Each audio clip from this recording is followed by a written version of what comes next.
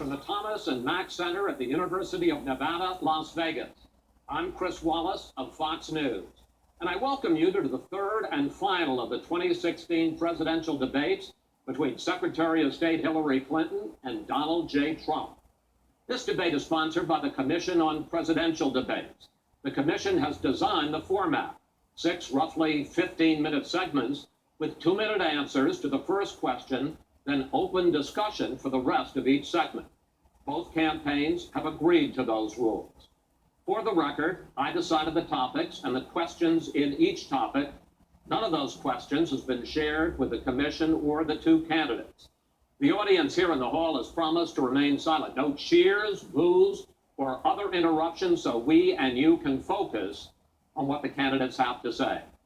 No noise except right now, as we welcome the Democratic nominee for president, Secretary Clinton, and the Republican nominee for president, Mr. Trump.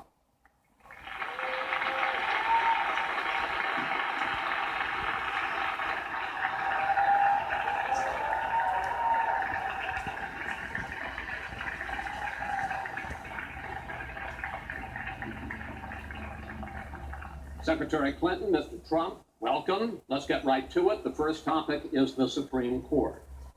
You both talked briefly about the court in the last debate, but I want to drill down on this because the next president will almost certainly have at least 1 appointment and likely or possibly 2 or 3 appointments, which means that you will, in effect, determine the balance of the court for what could be the next quarter century. First of all, where do you want to see the court take the country? And secondly, what's your view on how the Constitution should be interpreted? Do the founders' words mean what they say, or is it a living document to be applied flexibly according to changing circumstances? In this segment, Secretary Clinton, you go first. You have 2 minutes. Thank you very much, Chris, and thanks to UNLV for hosting us. You know, I think when we talk about the Supreme Court, it really raises the central issue in this election. Namely, what kind of country are we going to be? What kind of opportunities will we provide for our citizens? What kind of rights will Americans have? And I feel strongly that the Supreme Court needs to stand on the side of the American people, not on the side of the powerful corporations and the wealthy.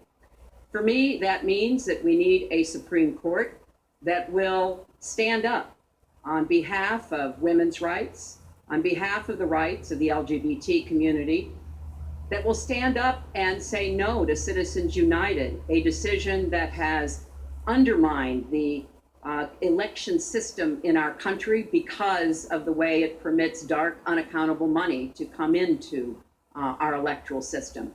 I have major disagreements with my opponent about these issues and others that will be before the Supreme Court.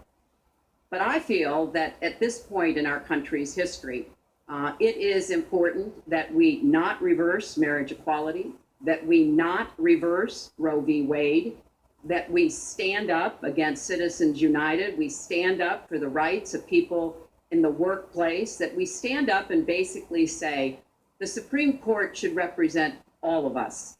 That's how I see the court, and the kind of people that I would be looking to nominate to the court would be in the great tradition of standing up to the powerful, standing up on behalf of our rights as Americans. And I look forward to having that opportunity. I would hope that the Senate would do its job and confirm the nominee that President Obama has sent to them. That's the way the Constitution fundamentally should operate.